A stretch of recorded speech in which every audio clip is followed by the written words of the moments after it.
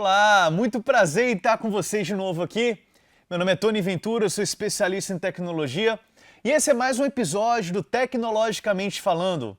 Hoje, o convidado é o Bruno Giannini, ele é Head de Educação da AWS Brasil e a gente vai falar muito sobre tecnologia, futuro da educação, inteligência artificial. Tá preparado?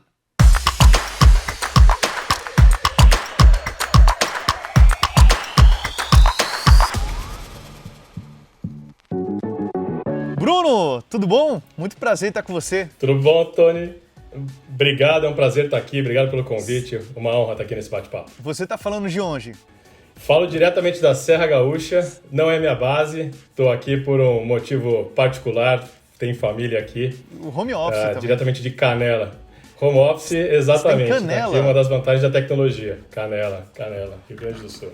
Pô, bacana. Muito bom. Bruno Giannini, prazer, você é Head de Educação da AWS Brasil, ou seja, você carrega uma grande responsabilidade da empresa AWS, certo? Concordo. Uma grande responsabilidade e uma grande honra também. Que bom. E eu já vou começar com as perguntas um pouco fora da curva aqui para você. Eu quero perguntar da sua carreira e tudo mais, mas antes disso, eu tenho uma grande preocupação quanto à educação no Brasil e no mundo, em relação à tecnologia. Há uma disparidade de conhecimento e de informações quanto à tecnologia, vamos colocar no Brasil. Independente da classe A, B, C, D ou E do Brasil, a disparidade é que algumas pessoas têm um acesso à informação facilitado, outras pessoas têm esse acesso à informação facilitado, só que não entendem muito bem do que se trata ali, uma ferramenta, uma tecnologia, um sistema que facilitaria a vida, e outras pessoas nem chegam a ter essa informação. Como é que... A pergunta de $1 milhão, talvez você não vai responder, mas vamos refletir junto. Como é que a gente pode, talvez, adequar e deixar o padrão da comunicação igual para todo mundo, que as pessoas consigam ter a informação importante ali da tecnologia como um todo? Eu acho que eu peguei um pouco do conceito e essa pergunta de fato de $1 milhão e a resposta seria de horas aqui para a gente ficar filosofando em cima, Tony.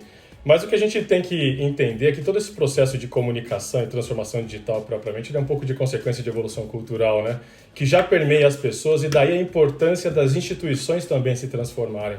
Porque hoje as instituições têm um papel fundamental na transferência dessa informação e de compartilhamento desse conhecimento. Claro que tem muita coisa hoje em dia self-service, né? Todo mundo tem, a grande maioria, acesso à internet, busca as informações, mas é importante em cada um desses meios que as instituições, e no caso as instituições de ensino principalmente, estejam aí antenadas nesse processo para trazer o que é de mais moderno e atual em termos de tecnologia e evolução para os alunos e para a sociedade de maneira geral. E como é que as instituições podem ficar antenadas?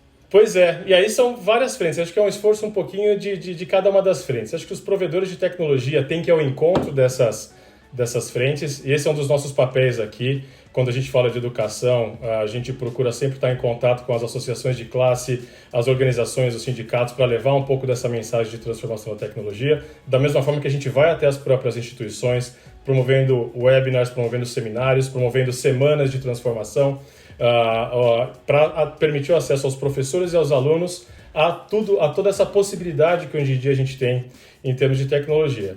Mas tem também o trabalho das organizações, das instituições, irem atrás também dos provedores das mudanças que estão acontecendo no mundo para poder proporcionar isso para a sua comunidade. O negócio de ir atrás às vezes é um pouco complicado, porque eu imagino, não sei se você concorda comigo, que há 30 anos atrás a coisa mais importante era você ter a resposta certa para a sua pergunta. Você ia na Barça, você ia na enciclopédia, você ia nas bibliotecas, e lá já tinha a resposta preparada para resolver sua pergunta. Hoje em dia, a pergunta é muito mais importante que a resposta. Se você não fizer colocar a palavra-chave certa no Google ou em algum outro lugar, se você não fizer a pergunta certa, a sua resposta vai ser certa para um outro tipo de necessidade, não vai ser certa para você, no caso. Então, a pergunta certa vale mais que, entre aspas, a resposta certa, por mais louco que isso pareça. E muita gente não sabe nem procurar na internet, não sabe, as pessoas procuram às vezes de uma maneira que não consegue chegar até a resposta certa. É um pouco complicado, isso faz parte da educação também, né? A gente acha uma coisa tão simples procurar no Google, mas quando você vai ver, muita gente não sabe procurar da maneira certa. Eu acho que um dos pontos importantes a se observar é que antigamente a gente procurava resposta, né? Hoje em dia a gente procura solucionar problema, né? Isso para a solução de problema não é uma ciência exata. Existem vários caminhos, várias vertentes. Você pode se basear em inúmeras referências. Hoje em dia as informações estão circulando de maneira muito rápida, os conceitos estão evoluindo. Eu acho que o mais importante é você entender qual problema você quer endereçar e fazer um trabalho de trás para frente em relação a que solução você espera com isso. E a partir daí, a pergunta que você vai fazer para fazer esse search, essa busca, ela é na verdade consequência da resolução, não da resposta exata que você está buscando. O que vai envolver muita pesquisa. Hoje em dia você nem sempre quer uma pergunta de bate-pronto. Você vai fazer inúmeras pesquisas, vai descobrir inúmeros autores e a partir daí vai compor a sua própria teoria ou o melhor caminho que faz mais sentido para você e para a sua instituição para resolver o seu problema. Acho que essa é a grande sacada, você saber o que você quer resolver. Sabe que tem muita gente à frente de instituição, às vezes, por exemplo, aqui é um sistema de inteligência artificial, porque ela ouviu falar que era uma coisa muito bacana e tal para a escola, né, para a instituição que seja. Então, muita gente para procurar no Google escreve escola, é uma palavra genérica. Ah, não, aí escreve lá sistema para a escola. Aí, então, assim, é complicado, né, chegar até a resposta certa. Né? Então, por mais que a pessoa saiba do que ela está precisando, às vezes também ela tem que precisar de um pouco de educação para colocar a pergunta certa aí. Isso é importante. Você mencionou inteligência artificial, a gente pode olhar essa inteligência artificial aplicada à educação, por exemplo, né? O que se está buscando com inteligência artificial? É um conceito, você está buscando apresentar, traçar um curso ou um conteúdo sobre isso? Ou você quer, de repente, trabalhar com ensino adaptativo?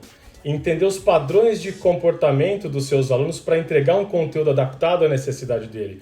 Ou você quer usar a inteligência artificial para entender a jornada do seu aluno na sua escola e entender quando ele está em risco de evasão ou não, entregar conteúdos distintos? Tem uma gama de aplicações de inteligência artificial, por isso que o tema é amplo e é importante a gente saber para onde focar, qual a aplicação desse uso que a instituição está buscando. Vamos pegar alguns exemplos do que a inteligência artificial pode ajudar na instituição. Você deu 2 exemplos aí.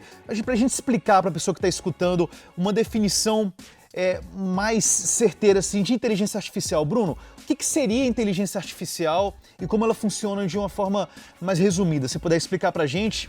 Sim, de maneira bem ampla e bem resumida, quando você está, por exemplo, tendo uma experiência no e-commerce e você entendeu que você adquiriu um certo produto, ele automaticamente começa a sugerir produtos que ou combinam com aquele produto que você adquiriu, ou ele já entendeu o seu padrão de compra de outros produtos e começa a te sugerir outros produtos associados, isso tem um pouco de inteligência artificial, ou é inteligência artificial.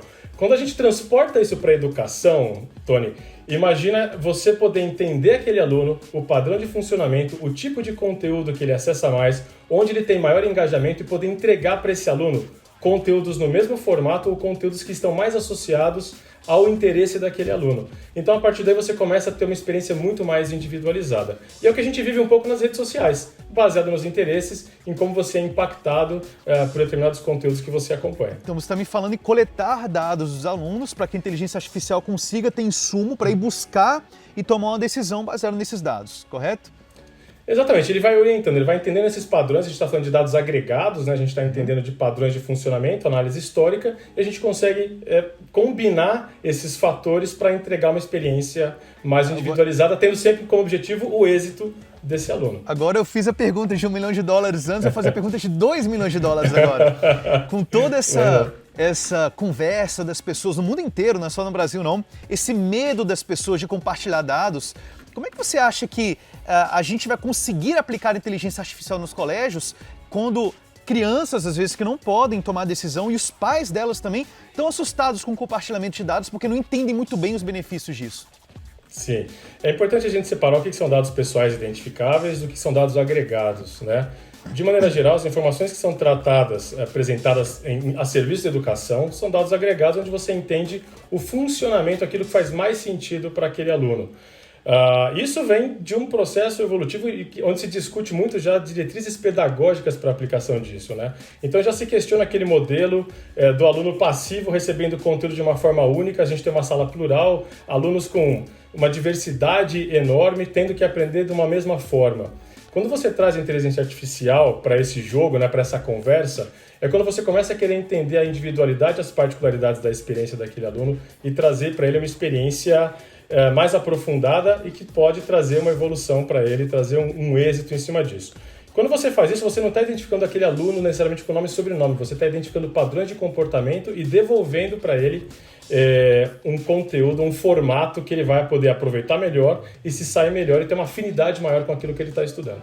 Perfeito. O problema é que, para as pessoas mais leigas, essa explicação muitas vezes não é possível ser feita, né? Imagina fazer esse tipo de explicação que você falou, que é muito bem explicado, para cada pai de aluno, para ele entender que ele não está compartilhando dados pessoais do filho, ele está compartilhando comportamento do filho para que a máquina tome uma decisão.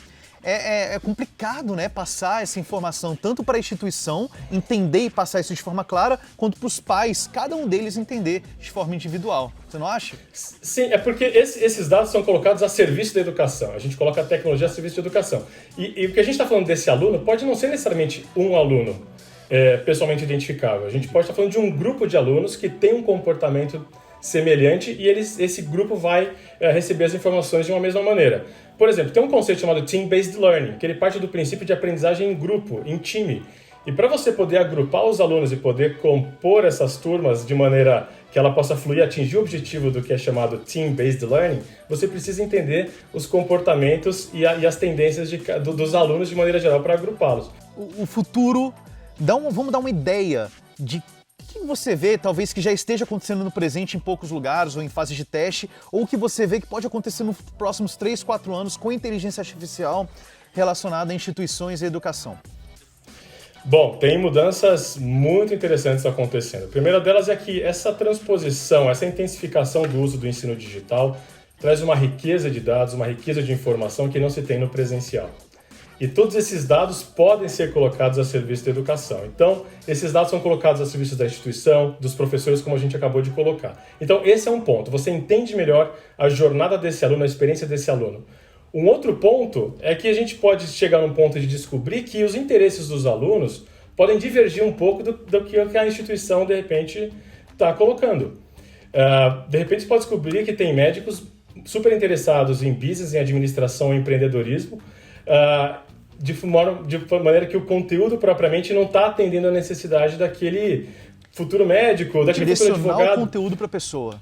Exatamente. Então, a gente pode chegar num momento em que a grade curricular ela pode sofrer uma modularização de tal forma que você tem um intercâmbio muito maior de informações interdisciplinar dentro de um processo de formação.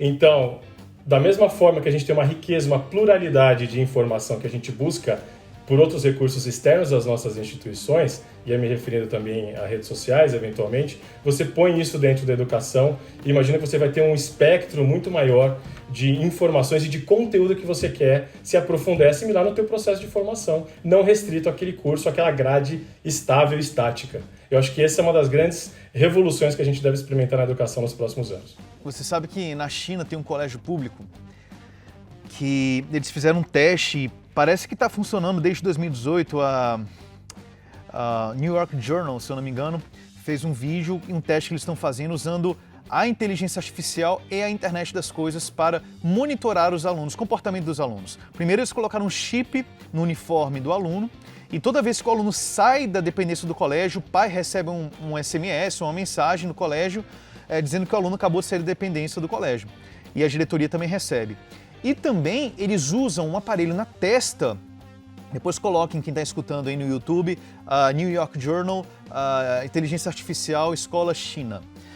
Eles colocam um aparelho na testa que tem 3 sinais, verde, amarelo e vermelho, onde mostra o nível de atenção dos alunos naquela matéria. Então eles conseguem traçar ali, todos os alunos têm esse aparelho na testa durante as aulas, eles conseguem traçar se o aluno tirou nota baixa com o nível de atenção que ele teve na maioria das aulas. Teve atenção baixa, então é por isso que ele tirou nota baixa. Já dá um relatório mensal para o pai de atenção do aluno na sala de aula.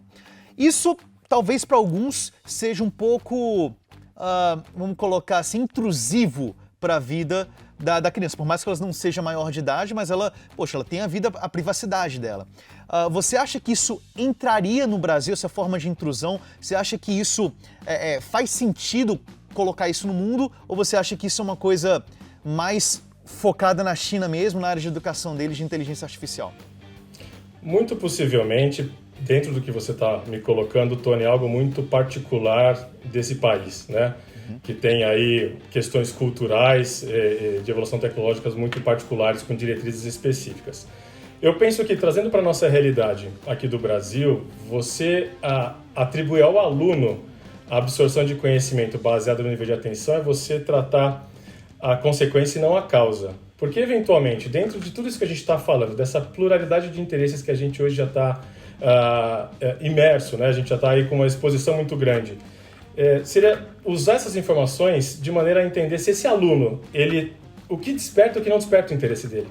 Por que não entender? Às vezes o aluno dispersa, não tem atenção, porque aquele tema, aquela forma que o conteúdo está sendo apresentado, aquela disciplina, não é de interesse dele. A gente está falando de múltiplas habilidades hoje em dia, e a gente está descobrindo uma diversidade até neurológica muito mais ampla, e numa sala de aula você tem espectros muito amplos, né, de interesses. Então é importante a escola identificar isso de maneira a entender esse aluno e o que o atrai, qual que é o nível de interesse dele. Porque se você entrega um conteúdo que coloca o aluno como protagonista do processo de ensino, né, onde ele pode buscar as informações do jeito que ele quer, você tem um outro nível de engajamento. E dependendo da forma como você apresenta esse conteúdo, pelas mídias, pelos formatos, pela duração, às vezes você expõe o aluno ali a um conteúdo estático de 50 minutos, dependendo da idade desse aluno, é impossível ficar ali 50 minutos vendo o mesmo tema de maneira estável. Por que não pensar em maneiras, o que chamam já hoje de pílulas de conhecimento, maneiras modulares, e entregar esse conteúdo de maneira mais diversificada?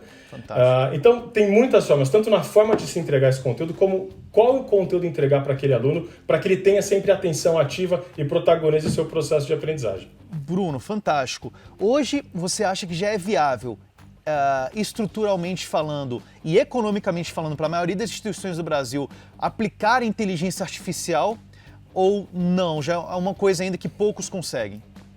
Não, é totalmente acessível e existem várias formas de fazer esse caminho. Não é uma tecnologia que tende a consumir ou que tende a onerar os orçamentos pelo modelo de consumo de dados. Hoje em dia existem várias formas de você consumir dados de maneiras graduais, onde trabalhando com os chamados data lakes, né, onde você tem uma série de dados ali agrupados para esse consumo, e você consumindo só os dados que você utiliza, você acaba não tendo um consumo expressivo, um aumento ou um custo associado. Claro que depende muito da instituição. Tem instituição que prefere construir a sua própria base, contratando aí eventualmente um parceiro de consultoria para desenvolver esses modelos preditivos, né, para trabalhar esses dados, mas existem vários parceiros de tecnologia que já entregam soluções pré-montadas para que você já tenha esses dados disponíveis.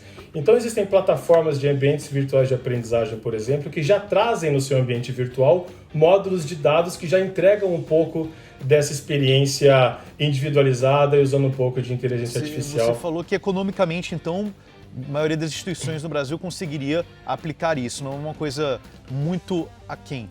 É uma questão muito mais de difusão de conhecimento, né, de entender que isso já está disponível, do que é necessariamente econômica. Exatamente. Mas é que para isso acontecer, tem um passo que precisa acontecer antes, Tony, que é a modernização da infraestrutura das instituições para permitir o uso desses dados, né? Então tem um passo anterior, que é dessa modernização, essa transposição, e aí o universo de cloud proporciona uma amplitude enorme para então poder fazer o uso da inteligência. Vocês oferecem isso na AWS, essa estruturação, essa modernização da estrutura?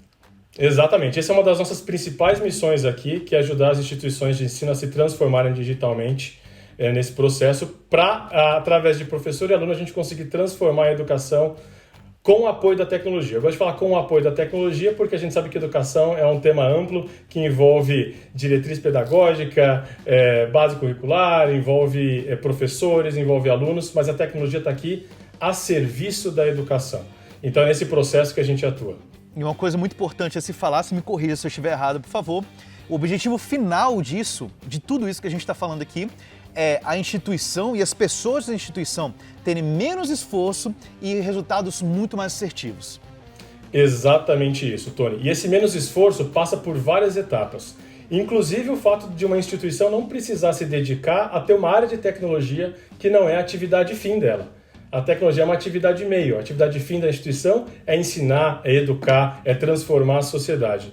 Então, por meio de tecnologia, a gente está aqui para desonerar as instituições, entregando toda essa capacidade tecnológica para que o ensino fique cada vez mais leve, sem entraves e a instituição foque no objetivo final dela. Eu quero, muito bom. Eu tô adorando o papo aqui, viu, Bruno? Muito bacana. Prazer. Eu quero te fazer uma pergunta. Você falou sobre um termo chamado preditivo no meio da conversa. Eu queria falar sobre análise preditiva, que a gente explicasse um pouquinho para quem está escutando, mas um exemplo já que eu posso colocar antes de passar a palavra para você é o Minority Report, o filme lá do Tom Cruise antigo. Não sei quem assistiu esse filme, que é ficção científica, obviamente, mas o crime era cometido antes de acontecer, né? Só da pessoa ter a predisposição pelo comportamento dela, que possivelmente ela vai cometer aquele crime, ela já era presa antes de cometer o crime. Era mais ou menos isso. A análise preditiva é muito isso. Claro que isso é parte da ficção, mas você entender o comportamento da pessoa para a máquina tomar uma decisão de algo que vai vir a acontecer no futuro. É isso mesmo, Bruno? É isso mesmo. Não necessariamente a máquina. Esse processo não precisa ser necessariamente automatizado. Tá. Mas a gente pode usar os dados e a experiência, entendendo o comportamento, a jornada desse aluno numa instituição, para ver se ele está em risco de se evadir, por exemplo.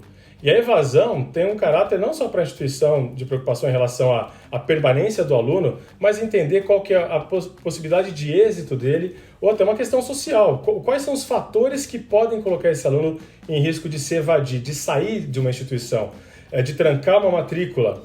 E esses dados, de novo, sendo colocados a serviço da educação, pode disparar uma ação para a coordenadoria, para a coordenação pedagógica, por exemplo. Então, uma sugestão para eles. Exatamente, para entender esse aluno, para tomar uma ação, porque às vezes pode ser uma questão financeira, às vezes pode ser uma questão de adaptação ao curso, pode ser uma questão familiar, mas tomar uma medida preventiva para assegurar que esse aluno possa continuar. Então, esses dados podem disparar uma ação. É importante que os dados disparem uma ação, né? E que essa ação seja, de novo, em favor desse aluno. Então, quando a gente fala de análise preditiva na educação, é entender qual que é a tendência desse aluno e a instituição antever e tomar uma medida preventiva para assegurar esse aluno e o sucesso dele na sua jornada de aprendizagem. Bacana. Por falar no filme, você já assistiu esse filme que eu falei, Minority Report? Não assisti, mas já ouvi falar muito dele, tá na minha listinha aqui, certamente vou assistir. Obrigado. Muito bom. Perguntei isso porque eles fizeram, se eu não me engano, esse filme em 2001. 2001 faz o quê? 20 anos que eles estavam falando já indiretamente sobre esse assunto de análise preditiva, né? Foi uma visão interessante que eles colocaram ali. E eu quero te perguntar, você tem notícias já no Brasil e no mundo de escolas, de instituições que estão usando inteligência artificial e já estão com resultados? Assim, você tem algum exemplo para citar para a gente? Sim, temos vários casos de instituições que estão usando isso. O de edtechs também que utilizam isso, sim, para entender justamente esse comportamento. De novo, a inteligência artificial aplicada à educação, ele é um tema amplo e pode ser usado ou ajustado para a necessidade de cada instituição. Então, mais que dizer instituição A, B ou C, eu posso dizer para vocês que várias já estão utilizando isso, entendendo inclusive jornadas de bastidores da escola, não só relacionadas ao processo de aprendizagem, mas cruzando informações, por exemplo, você consegue entender quais elementos interferem na predisposição desse aluno em concluir um curso. Isso é uma informação que algumas instituições já estão utilizando. Assim como vai existir o Open Banking, será que a gente vai colocar no futuro o Open School para compartilhar informações entre escolas e universidades? Porque você sai de uma escola, vai para outra, vai para a universidade em instituições diferentes. Será que isso pode ser uma realidade no futuro? Eu acho que pode, Tony. Você acabou de levantar uma luz super legal aí, falando em futuro da educação. Porque se a gente pensar num contexto evolutivo e considerando que várias instituições do mundo já fazem seus consórcios, seus intercâmbios, eu acho que isso sim pode acontecer.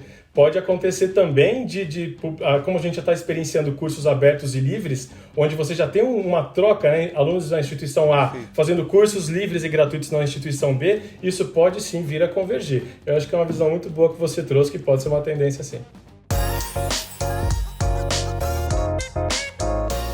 Como é que você, Bruno, na AWS e a própria empresa AWS me fala alguma coisa que vocês estão fazendo aqui para os próximos 5 anos. Como é que vocês estão se preparando para os próximos 5 anos no futuro em relação à educação? Eu pergunto isso baseado em, vocês estão com projetos para os próximos 5 anos ou vocês estão focados em um projeto que vocês pensaram no passado e estão focados 100% neles? Ou não, temos projetos novos para aplicar no futuro? Como é que vocês estão se organizando para os próximos 5 anos, a AWS? A maneira mais importante, na AWS, a gente trabalha muito o que a gente chama de working backwards. Então, a gente trabalha muito de trás para frente, da necessidade, né, dos nossos clientes para desenvolvimento da tecnologia. Hoje, se você parar para pensar, 90% dos serviços da AWS foram desenvolvidos baseado no que os clientes estavam precisando. E os outros 10% baseado em serviços que os clientes não sabiam que iam precisar, mas que a AWS foi lá e já começou a desenvolver sabendo que isso vai acontecer. Então, nosso trabalho hoje aqui no Brasil, olhando para a educação, é entender o momento cultural, o momento de transformação também, entendendo essa digitalização que foi intensificada por conta da pandemia, e a gente ajudar as instituições nesse processo de transformação. E esse processo vai desde maneiras mais elementares, você a escalar um ambiente virtual de aprendizagem, porque muitas instituições, imagina você, Tony, que antes da pandemia tinham que ali acomodar 2.000 alunos, tendo a plataforma como um apoio, precisaram escalar para 30, 50 mil alunos do dia para a noite e os servidores não davam conta de fazer isso. Então a gente vai desde essa parte mais elementar da escalabilidade da tecnologia em nuvem, ajudar as instituições a se transformarem, até aquelas que já estão no nível mais maduro a trazer esses dados, trabalhar com inteligência artificial, trabalhar com reconhecimento. Tem uma ferramenta nossa muito legal chamada AWS Recognition, que está associada a reconhecimento facial, mas ela pode ser aplicada não só para reconhecimento facial, mas também para você identificar objetos dentro de um vídeo. É um aplicativo aberto esse? Esse é um serviço AWS, é um serviço associado a outros serviços, chamado AWS Recognition. Imagina você que quando você está buscando um vídeo, antigamente você podia fazer search por palavras-chave, por tag. Hoje em dia eu posso escolher que horas aparece o professor Tony Ventura na minha aula. Fantástico. E ele vai diretamente nesse ponto. E a gente foi descobrindo, por exemplo, que os alunos que tiveram a experiência de fazer a busca às vezes por imagem, tiveram um tempo de permanência e engajamento no vídeo, no curso, muito maior, porque ficou mais fácil você buscar as informações. Fantástico. Então esse modelo de transformação é o que a gente tem buscado aqui. Então, entender as instituições, a passar por esse processo e a inovar, principalmente inovar. Deixa eu tentar entender um negócio bacana que você falou. Só repetir aqui porque é muito bom para ser verdade essa ferramenta que você falou. Eu uso uma ferramenta chamada Grain.co, que é uma ferramenta que ela transcreve para texto tudo que a pessoa fala no vídeo e aí eu consigo saber que horas a pessoa falou a palavra marketing, por exemplo, no vídeo. Facilita muito minha vida. Agora, você falou uma coisa impressionante.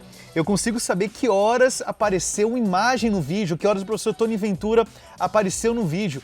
Fantástico isso.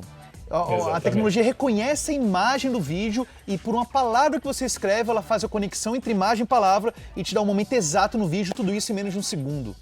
Exato, ela reconhece o objeto, a imagem propriamente. A gente tem também o Transcribe, que faz justamente a transcrição do texto do vídeo, mas o Recognition ele pode ser usado para exatamente, você pode usar desde para reconhecimento facial mesmo, e entender reação, entender se o Tony está feliz, não está, etc.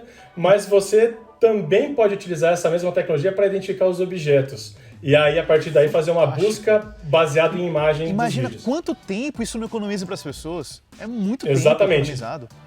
Tempo e engajamento. Imagina que quando você fala de aluno e vídeo, se o aluno demorou muito tempo para buscar uma informação, um vídeo, às vezes ele já desistiu, já foi até para outro canal que não é da escola, que não é da instituição.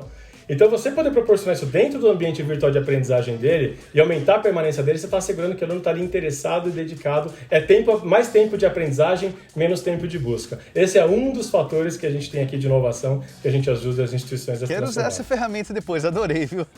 Muito bom. Muito bom. E aí, hoje, me fala um pouquinho mais de ferramentas aqui que vocês também trabalham, algumas outras ferramentas que vocês têm, assim, fora da curva. Olha, a gente tem várias. A AWS nasceu com infraestrutura de tecnologia. Então, a gente tem inúmeros serviços ali de base mesmo, desde de serviços de banco de dados, a parte de infraestrutura, capacidade computacional. Esse é o elemento de infraestrutura. Mas com o tempo e com a evolução, e nesse modelo de trabalhar de trás para frente, foram surgindo outras necessidades.